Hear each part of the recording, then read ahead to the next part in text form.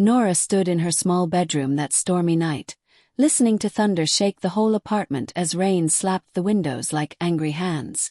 She was only 13, but the fear she felt made her heart race like someone much older. Carol, her stepmother, appeared at the doorway with her face twisted in rage and something clutched in her hand.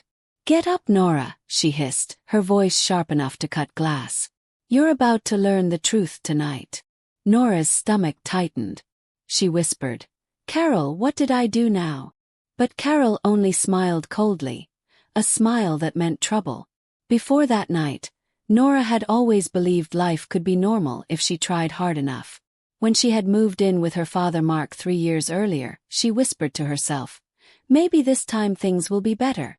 Mark worked construction, leaving home before sunrise and returning after dark, exhausted. Carol worked downtown managing a store, usually pretending to be warm only when Mark was around. Carol's daughters, Anna and Lily, were 2 years younger, always giggling together while avoiding Nora. The tiny apartment echoed with secrets, and Nora learned early that her safest plan was to stay quiet. Nora's room was barely big enough for her thin bed and a used desk, but she made it feel like home.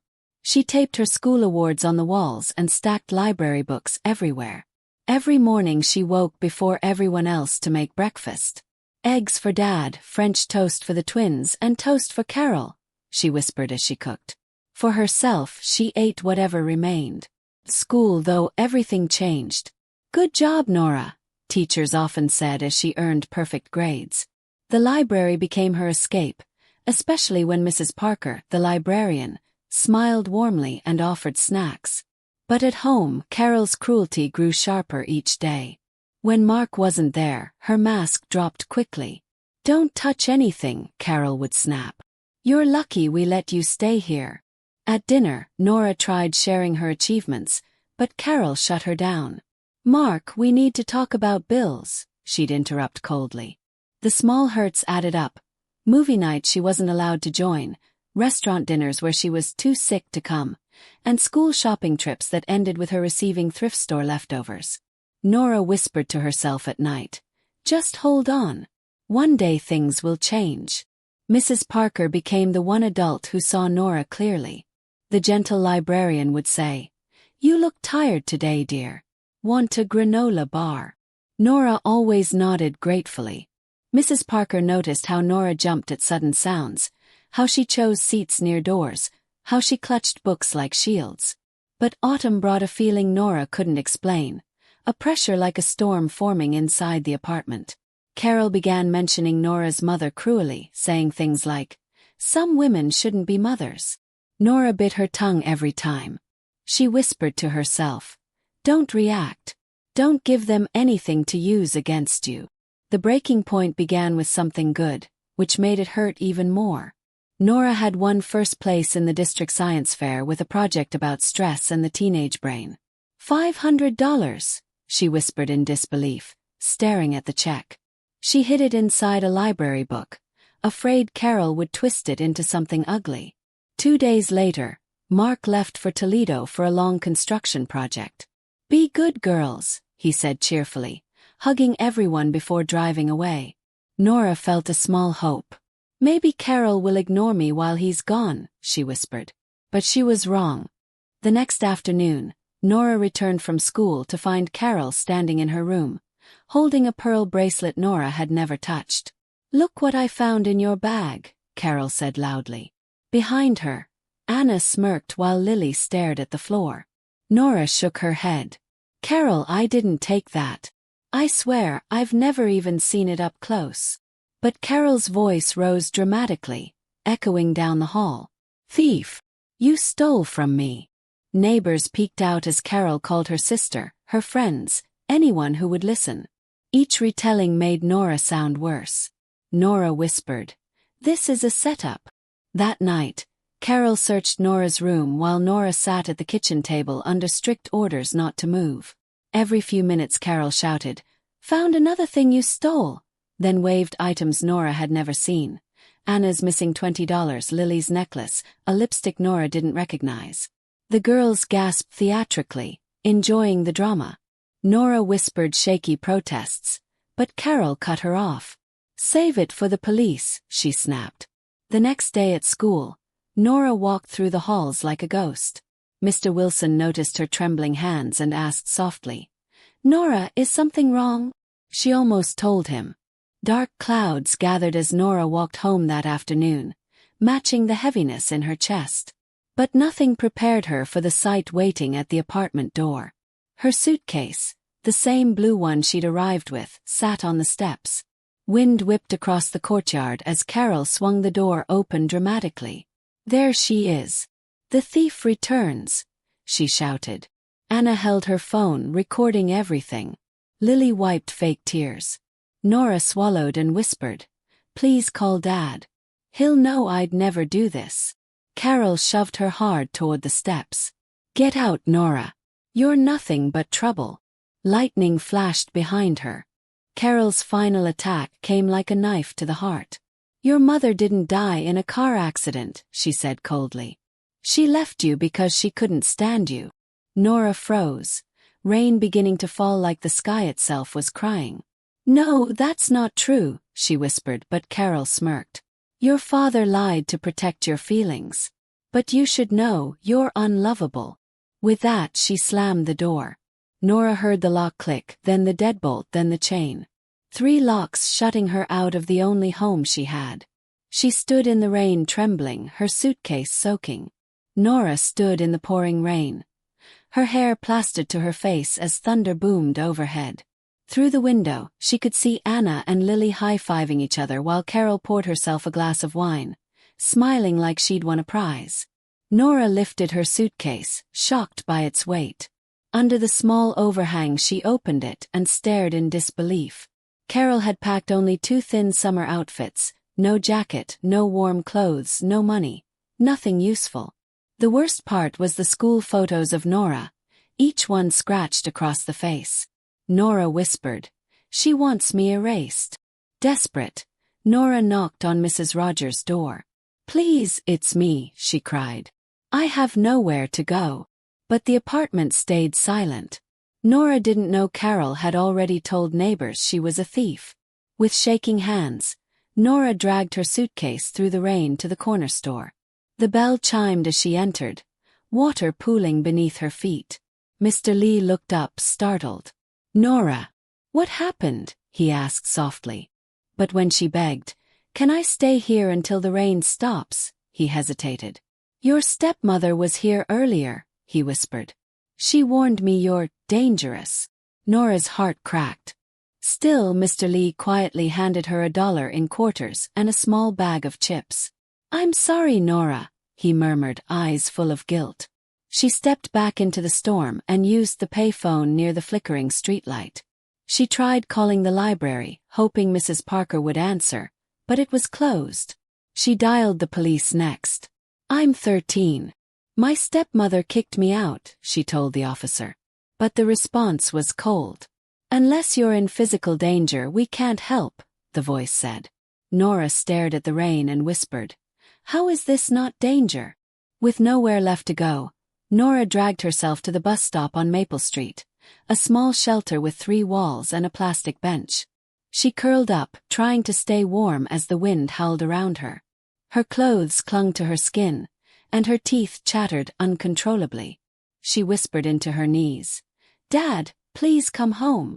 Hours later, an older woman pushing a shopping cart approached the stop. She sat down silently beside Nora, her eyes kind. "Storm's a rough one," the woman murmured. Nora nodded, too tired to speak.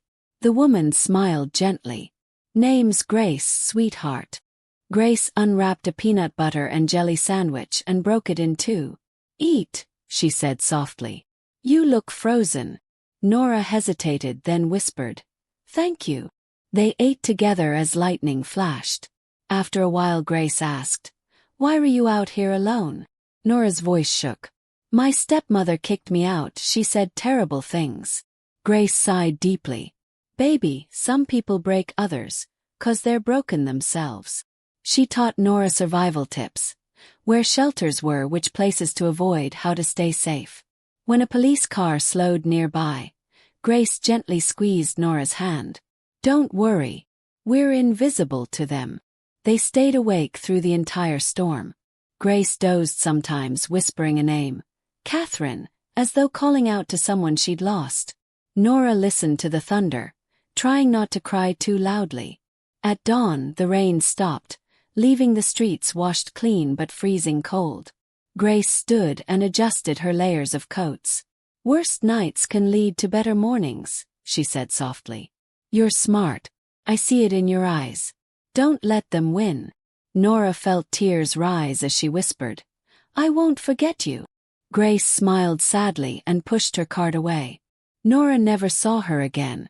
Nora staggered into the gas station bathroom, shivering violently. The mirror showed a girl who looked nothing like herself. Hair tangled, clothes muddy, eyes swollen from crying. You can fix this, she whispered. She washed her face with rough paper towels, changed into one of the summer outfits from her suitcase, and used soap to brush her teeth.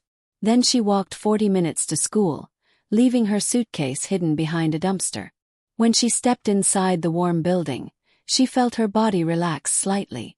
She went straight to the gym showers, letting the hot water restore a tiny piece of hope. School felt impossible, yet she forced herself through the day. In algebra she stared at equations, her mind blank. In English she read Shakespeare but couldn't focus. In history she listened to lessons about survival, wondering if she'd make it through the week. At lunch Mrs. Washington noticed her pale face and whispered, You look hungry, honey. She loaded Nora's tray with extra food. Rolls, fruit cups, milk. Nora blinked back tears. Thank you, she said softly. She saved half the food, wrapping it in napkins. As she left the cafeteria she whispered, I'm not letting this break me. After school, Nora retrieved her suitcase and began the long walk to Safe Harbor, the youth shelter Grace had mentioned. 8 miles in thin clothes felt impossible. Her shoes rubbed blisters into her feet, and her arms ached from carrying the heavy suitcase after the wheel broke completely. Cars passed without stopping. A group of older boys shouted things that made her walk faster. When she finally reached the yellow building with a lighthouse painted on the sign, she nearly collapsed. I can help you, a young woman said, rushing forward. My name is Joy. Come inside, sweetheart. Inside the shelter, Joy handed Nora water and a granola bar before asking anything. Tell me what happened when you're ready, she said gently. Nora explained everything, her voice trembling. Joy's eyes filled with anger on her behalf. You didn't deserve any of that, she whispered. Joy completed the intake paperwork and said, You can stay 30 days while we sort things out. Nora was placed in a room with 3 other girls, Maria, Keisha, and Tanya. They each had their own tragedies. As Nora lay on the thin mattress that night, she whispered, I will not let them win. Life at the shelter came with strict rules. Lights out at 10, wake up at 6, chores before breakfast, mandatory school attendance. But to Nora, these rules felt like safety, something predictable after months of walking on eggshells. Keisha noticed Nora wearing the same thin outfit again, and quietly handed her a lavender-scented sweater. It's old but warm, she whispered. Nora hugged it gratefully. At school the next day, whispers followed her. Is she homeless? A boy muttered. Nora kept her head down. But in science class, Mr. Wilson stopped her gently. Nora, stay after. We need to talk. When the room emptied, Mr. Wilson sat on the edge of his desk watching her carefully. Nora, something is seriously wrong, he said softly. You don't look safe. Nora tried to smile but it cracked instantly. I'm fine, she whispered. But he shook his head. No, you're not. And you don't have to pretend here. That was all it took. Tears streamed down her face as she whispered the truth. Being kicked out, the storm, the lies. Mr. Wilson listened without interrupting. Then he stood and said firmly, We're calling the principal and the school social worker. You're not alone now. Within an hour, Nora sat in a conference room with 3 adults who spoke gently but with urgency. They explained that they were required to call Child Protective Services. Please don't, Nora begged. I just need to reach my dad. He's in Toledo. Ms. Martinez from CPS arrived later that afternoon, a small woman with calm eyes. "Nora, I'm here to help," she said softly. She asked questions, took notes, and photographed Nora's belongings. "We will find your father," she promised. And she did. That same evening she located Mark through his job records and left urgent messages. Mark received the call while operating a crane. His coworker later told Nora he almost jumped off the machine in panic, climbing down so fast they feared he would fall. He sped back to Cleveland, calling CPS every 10 minutes for updates. When he finally reached the office and saw Nora, he broke. "My baby!" he cried, falling to his knees and pulling her into his arms. Nora had never seen him cry before. "I'm so sorry," he said over and over. "I should have known. I should have protected you." Nora whispered back, "Dad, you're here now. That's enough." The next morning, CPS required a confrontation meeting with all parties present. Carol arrived dressed as if she were going to a courtroom. Hair perfect, notebook in hand. "Nora has been unstable for months," she began confidently. "She steals, lies, influences my daughters negatively." But Ms. Martinez separated the twins for questioning. Without Carol's control, Anna broke within minutes, sobbing, "Mom made us lie. She planted the bracelet." Lily cried too, admitting everything. Carol slammed her notebook shut and shouted, "They're confused." But the truth was already spilled across the room, undeniable and devastating. What Nora learned next was even worse. The pearl bracelet Carol claimed Nora stole had actually been sold weeks earlier to cover Carol's gambling debts. She had panicked when Mark mentioned wanting to see her wear it to an upcoming event. So she created a villain, Nora. Phone logs showed Carol laughing with her sister the night she kicked Nora out. Text messages revealed she'd planned the setup for weeks. Mark filed for divorce that same day. "I'm done," he said coldly. "You put my daughter in danger." Carol tried to argue, but even her lawyer looked defeated. While CPS completed their investigation, Nora was placed in foster care. She was terrified at first, but the Johnsons, her foster family, were nothing like she imagined. Mrs. Johnson, a retired teacher, welcomed her with warm eyes.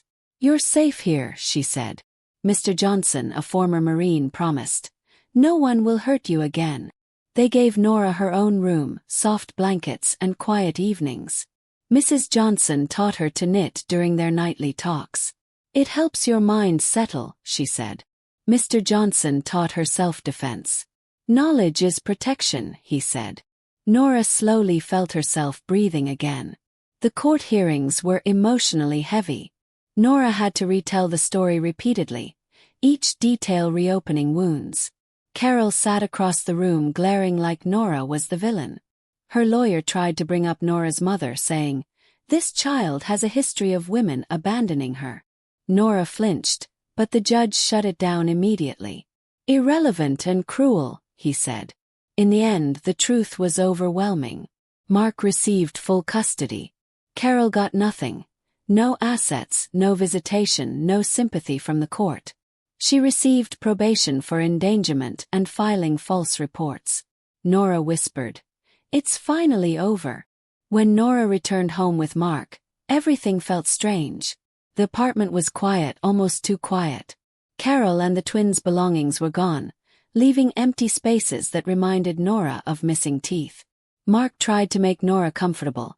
New furniture, a new bedspread, soft lights. But Nora still woke up overwhelmed some nights. Mark apologized daily. "I wanted so badly to give you a mother. I didn't see what she was doing," he admitted.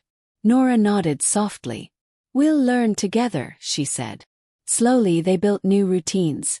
Cooking together, talking more, taking walks on weekends, rebuilding trust inch by inch. 3 weeks later, Mark finally told Nora the truth about her mother. They sat at the kitchen table in silence before he spoke. "Your mom didn't die," he said gently. "She left when you were 3. Nora stared at him, stunned. He continued, "I wasn't a good husband back then. Drinking, anger, she couldn't stay. She gave up her rights completely. Nora didn't cry, she just breathed slowly, understanding suddenly why certain memories felt blurry. "You lied to protect me," she whispered. Mark nodded with tears in his eyes. "I wanted you to feel loved, even if it wasn't perfect." Therapy became part of Nora and Mark's routine. Their therapist, Dr. Chen, spoke softly and encouraged them to talk honestly. "Nora," she said gently, "you need to express what you felt, not just what happened." Nora learned to voice the fear, the confusion, the loneliness that had lived inside her for years. Mark learned to listen without rushing to fix things. At the end of each session, Nora felt lighter, as if she was slowly removing stones from her chest. "We're getting better," Mark would say during their drives home. And for the first time, Nora truly believed him. School became a different experience for Nora after the truth came out. Some students treated her like a fragile survivor. Others admired her strength. But Nora didn't care about labels. She focused on rebuilding herself. Mr. Wilson became her greatest supporter. "You're gifted, Nora," he said. "Let's prepare you for advanced science classes."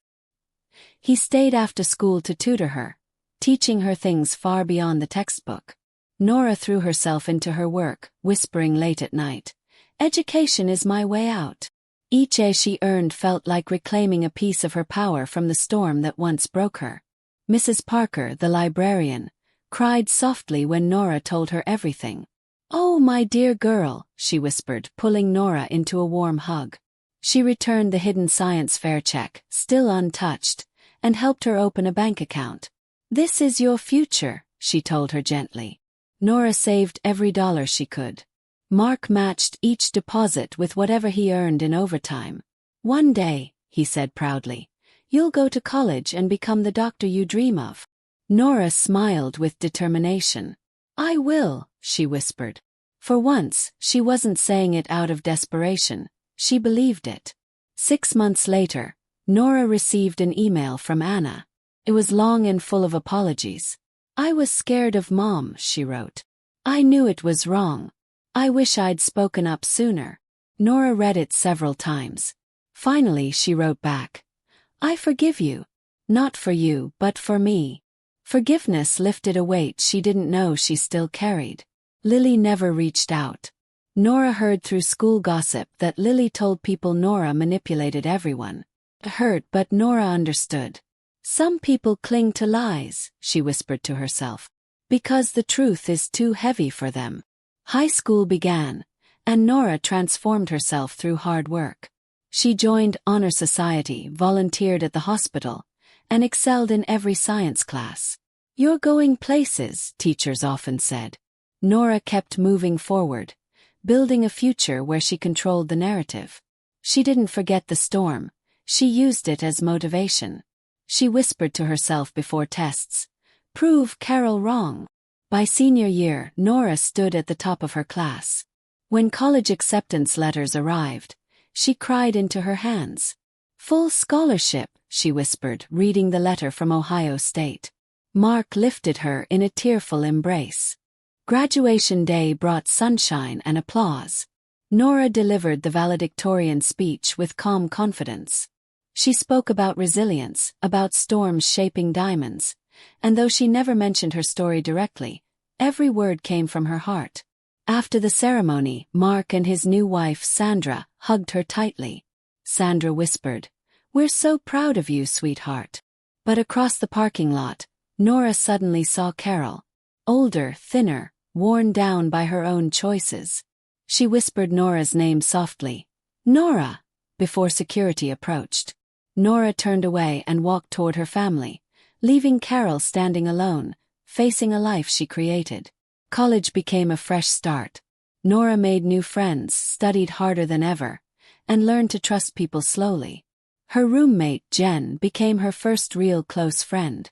One night Nora shared her story, and Jen squeezed her hand. "You're incredible," she said softly. "Most people would have given up." Medical school acceptance came later, delivered while she was volunteering at the hospital. When Mark and Sandra heard the news, Mark cried openly. "You did it, baby," he said. Nora whispered, "We did it."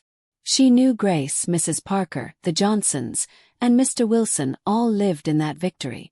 During residency, Nora chose adolescent medicine. Her supervisor asked, "Why teenagers? They're the hardest." Nora smiled gently. "Because one person believing in you at that age can change everything." Years passed, and Nora became head of the adolescent medicine unit at Cleveland Clinic. She volunteered at Safe Harbor and helped build programs for teens who'd been pushed out or abandoned. Joy became the shelter's director, proudly placing a framed picture of Nora's medical graduation on her desk. "Your story gives kids hope," Joy said. Nora smiled softly. "Hope kept me alive. I'm just passing it on." Nora's life grew full and meaningful. The Johnsons visited monthly, still calling her one of their kids. Mrs. Johnson knitted scarves for Nora's patients, while Mr. Johnson taught trade skills to teens aging out of foster care. Mrs. Parker had passed away, but her daughter delivered a box filled with every article she'd saved about Nora's achievements. Mark and Sandra lived peacefully in the suburbs, proud of the woman Nora became. Anna, now a social worker, often met Nora for coffee, grateful for forgiveness. But Carol faded into the background, living alone, still blaming others for the life she destroyed. One afternoon, Nora stood by the hospital window overlooking Cleveland's east side, the same streets where she'd once been abandoned in a rainstorm. She thought of Grace's half sandwich, Mrs. Parker's kindness, Mr. Wilson's belief, and the Johnsons' gentle guidance.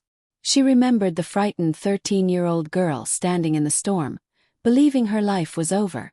Nora whispered softly, "It was never the end. It was the beginning." Later that day, she told her teen patients, "Your storm doesn't define you. Your survival does." And as she walked through the clinic halls, she carried one truth with her: dawn always comes.